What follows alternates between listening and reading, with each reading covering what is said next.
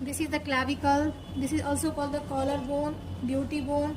It is the long bone with slightly S-shaped curve. It is located horizontally. It is the only long bone that lies horizontally. It has no medullary cavity. It is the subcutaneous throughout its extent. First bone to start ossify and last bone to complete its ossification. It is the only long bone that ossify by two primary centers. Rest all the long bones ossify by only one primary centers.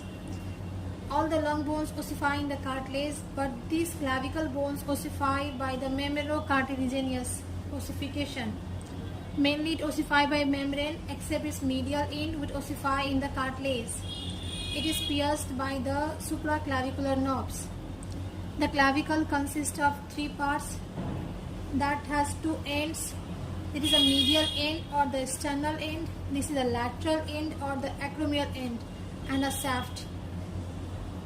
Let's talk about the ends first. This is the medial end or the sternal end, which is enlarged. That is that of saddle-shaped articulations that articulates with the clavicular notch of the manubrium sterni to form the sternoclavicular joint. This is the sternum bone, and this is the clavicular notch. Here it articulates. Here it articulates.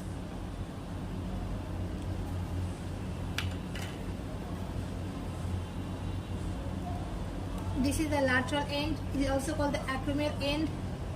It is flattened from above downward, and it's at oval facet, which articulates with the acromial process of the scapula to form the acromioclavicular joint. Now the shaft.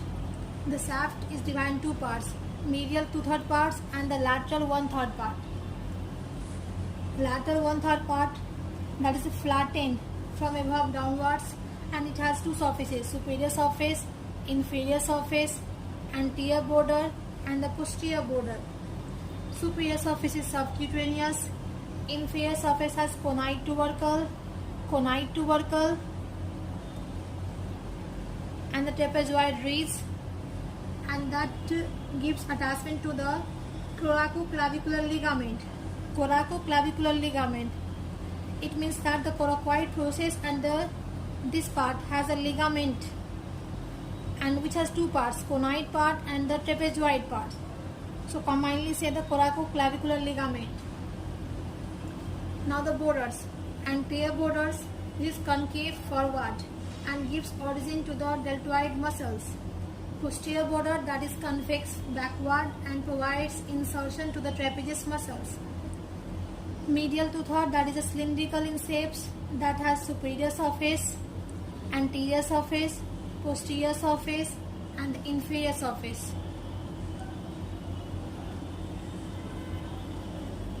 Now the anterior surface. Anterior surface is a convex forward and gives origin to the clavicular head of the pectoralis major muscles. Here the clavicular head of the pectoralis major muscles attachment. Pectoralis major muscles have two heads.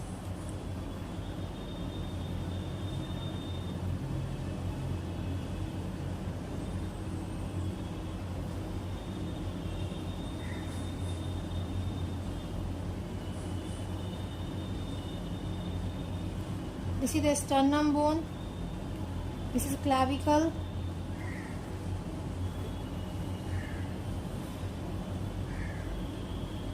Here the pectoralis major muscles. This is the clavicular head, and this is the sternocostal head. Sternocostal because the sternum and plus the costal cartilage. So the anterior surface gives origin to the clavicular head of pectoralis major muscles. Now the posterior surface, which is concave backward and gives origin to the sternohyoid muscles. Here the sternohyoid muscles near its medial end, the attachment of the sternohyoid muscles. Superior surface,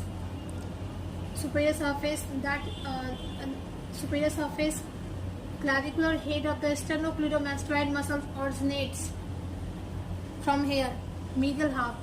So the superior surface from the medial half. From the medial half, the clavicular head of the sternocleidomastoid muscles originates. Now the inferior surface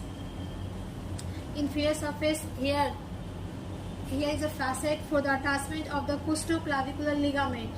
Here is the oval impressions near its medial end. There is subclavian groove. That subclavius muscles is inserted into the subclavian groove. And inferior surface, there is a subclavian groove. Here the subclavius muscles insertion.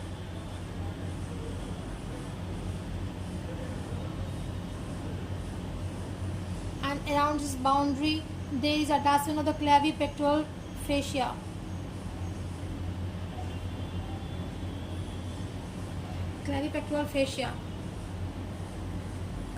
And this subclavian groove, near its lateral end, there is a presence of the nutrient foramen. So mainly let me revise some muscles and ligaments attachment of this clavicle bone muscles. As already we have talked that from the medial side anterior surface attachment of the pectoralis major muscles, that the clavicular head, superior surface, that is the sternocleidomastoid, here the deltoid muscles, here the trapezius muscles, and subclavian groove, the subclavius muscles. Ligament, here is the costoclavicular ligament, this is the coracoclavicular ligament, and another ligament called the interclavicular ligament between the two clavicles.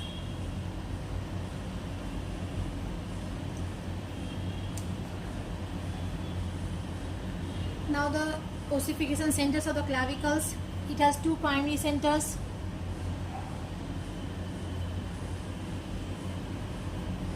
That appears 5 and 6 weeks of intrauterine life and fused 45 days of intrauterine life. It has two secondary centers, one secondary center at lateral end and one secondary center at medial end. At the acromial end, it is occasionally present and it appears by the 20 year and fuses immediately. But here the medial ends is appears 19 to 20 years, 2 years earlier in females, and fuses by 25th year. 25th year it fuses. How to hold this in anatomical position? So you know that there is a sternal end or medial end, so it lies medially. This is the acromial end or the lateral end, so it lies laterally. And you know that the medial 2/3 parts, that is concave inward, and the lateral 1/3, that is the concave forward. So we have to hold at the junction of medial 2/3 and lateral 1/3. And slightly the medial end is slightly downward and forward. So we have to hold like this. This external end is slightly below and forward, slightly above. So this is the left clavicle.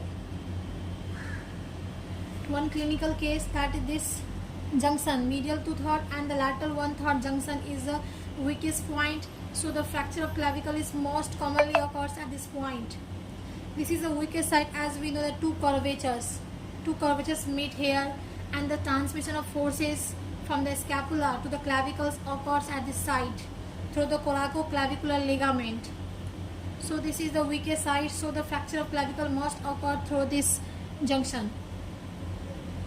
The clavicle is absent in animals in which the upper limbs are used only for the walking and weight transmission, not for the grasping, such as horse.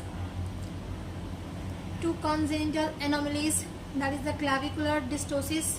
It is a clinical condition in which the medial and lateral parts of clavicles remain separated, as we have already known that the primary centers. So if two primary centers that lie in the shaft regions, if both are not fusing, so the lateral end and then the medial ends are remain separated, and this condition is called the clavicular dystosis.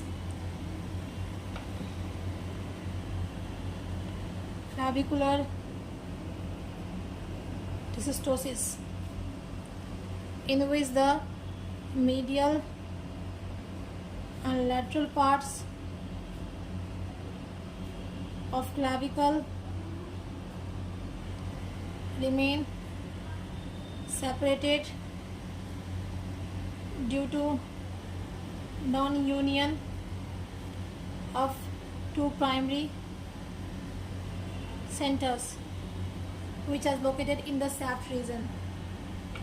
Another one is the cleidocranial dysostosis. It is a clinical condition that is characterized by the partial or complete absence of the clavicle. So that is associated with the defective ossification of the skull bones. Thank you.